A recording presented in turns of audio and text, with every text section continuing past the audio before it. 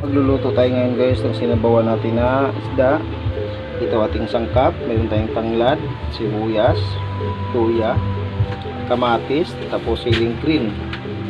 Yan po yung ating lulutuin ngayon guys. Ito yung ating isda. Kulo natin mga ricados para lumabas yung kanyang lasa. Kulong-kulo na siya guys, so ilagay natin ating isda.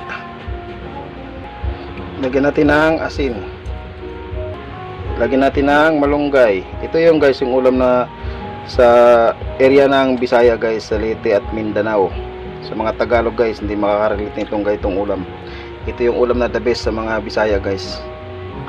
So hintayin natin kumulo. Kumukulo na guys. So kainan na, tapos na. Umusok pa.